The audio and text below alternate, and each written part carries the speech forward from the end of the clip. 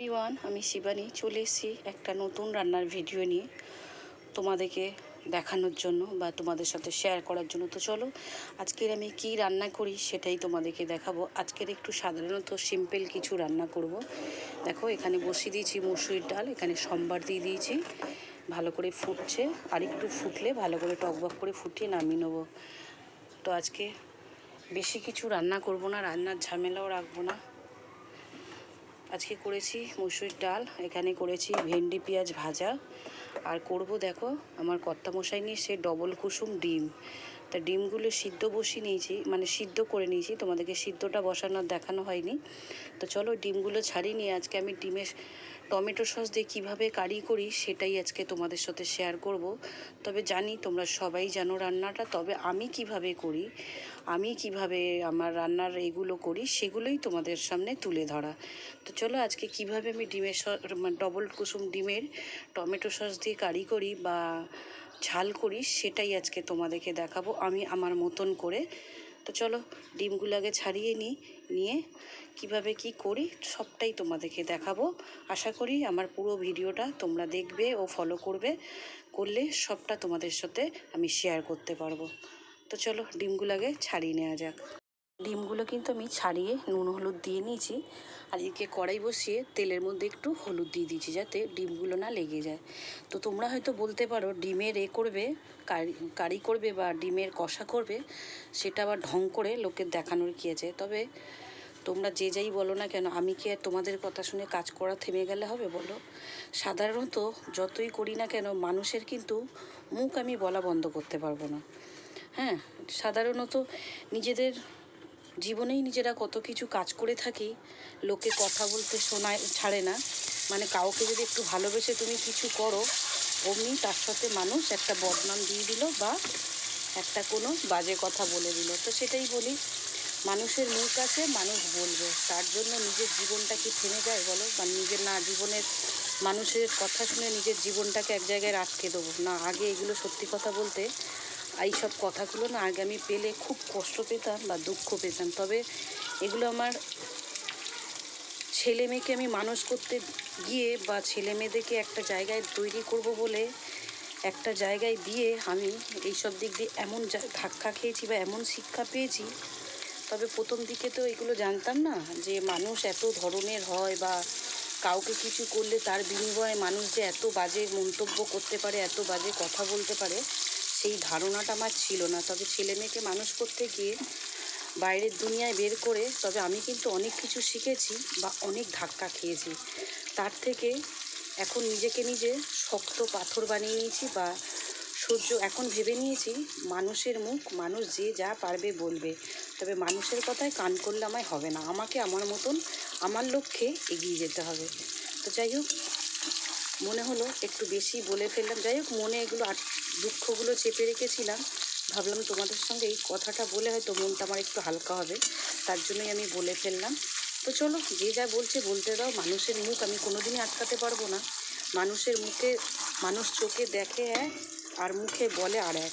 তো ছেড়ে দাও, তাদেরকে তাদের মতন বলতে দাও, তাদেরকে তাদের মতন আমাকে চিনতে দাও। আমি তো জানি আমি কি, বা আমি তো কী করছি বা কার জন্য কার সাথে আমার কী আছে। তো চলো বেশি কথা আর বাড়াবো না, চলো ডিমগুলো একে একে সব ভেজে তুলে নিই, দিয়ে কালিয়াটা কীভাবে করি তোমাদেরকে সেটাই দেখানো যায়। বন্ধুরা ডিমগুলো কিন্তু প্রত্যেকটা আমি ভেজে নামিয়ে নিয়েছি। এবার টমেটো সস দিয়ে যে ডিমের কারিটা সেটা আমি বসাবো। তো চলো কড়াইতে একটু তেল দিয়ে দিয়েছি, তবে তেলের পরিমাণটা একটু বুঝে দিলে ভালো হয়, কারণ এটা একটু তেল ছাড়া হয় কিন্তু। চলো কড়াইয়ের মধ্যে দিয়ে দেবো কালো জিরে ফোড়ন, আর দিয়ে দেব আদা রসুন পেঁয়াজ একসঙ্গে পেস্ট করে নিয়েছি, এটাকে দিয়ে দেবো।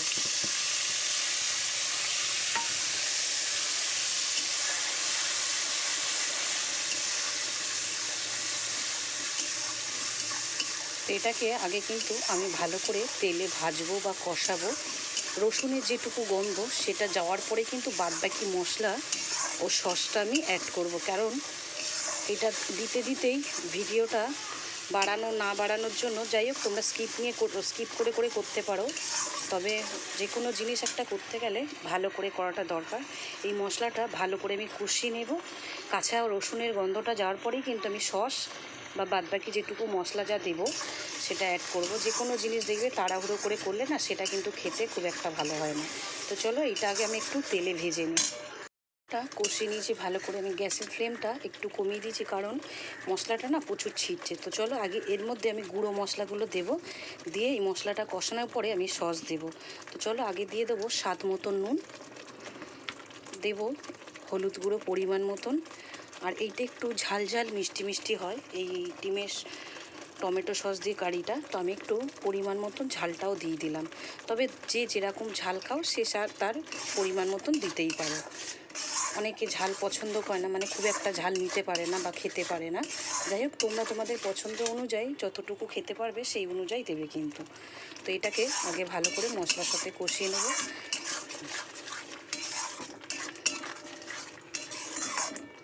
তবে তোমরা বলবে তুমি ভিডিওতে ওই সব কথাগুলো কেন বললাম জানো তো? আগে না মানুষের জন্য অনেক করেছি, করে আলটিমেট মানুষের থেকে কিছু কিন্তু ভালো ফিডব্যাক পাইনি, উল্টে বদনামের ভাগিদার হয়েছি। তবে তোমরা যে বলতে পারো যে মানুষের জন্য করেছো, তুমি আবার বলছো। মানুষ কখন বলে জানো তো?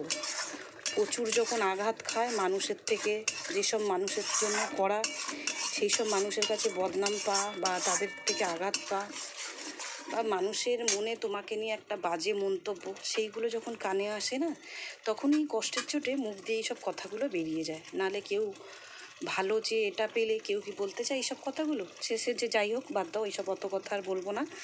তো চলো এটা ভালো করে তো কষিয়ে নিয়েছি, এর মধ্যে এবার কিন্তু দিয়ে দেবো আমি টমেটো সসটা। চলো টমেটো সসটা দেখো, তোমরা কেউ যদি মনে করো আমি সস দিয়ে করবো না টমেটো দিয়ে করবো, অনেকে সস পছন্দ করে না, তবে সে জায়গায় কিন্তু টমেটোর পরিমাণটা একটু বেশি করে দিতে হবে। টমেটোর পরিমাণটা যেরকম বেশি করে দেবে সেরকম কিন্তু একটু চিনির ভাগটাও দিতে হবে, মানে মিষ্টিটা সে তোমরা যাই ইউজ করো না কেন। অনেকে চিনি খায় না, গুড় দেয় দেখেছি রান্নাতে। তোমরা যে মিষ্টিটা খাও সেই মিষ্টিটা কিন্তু ব্যালেন্স করে দিতে হবে। তো চলো টমেটো সসটা আমি এর মধ্যে দিয়ে দেবো।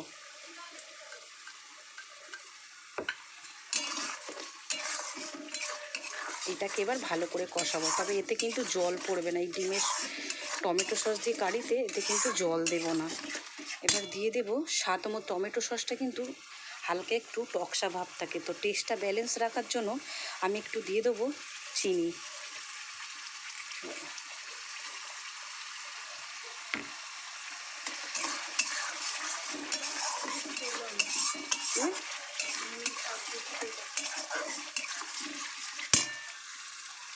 চলো এটা ভালো করে কষাই, তারপরে তোমাদেরকে দেখাচ্ছি পরের স্টেপটা।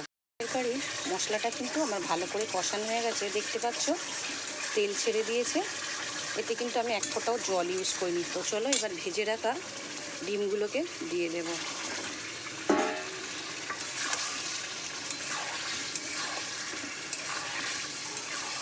তবে তোমরা নুন মিষ্টিটা কিন্তু একটু চেক করে ব্যালেন্স করে দেবে কিন্তু।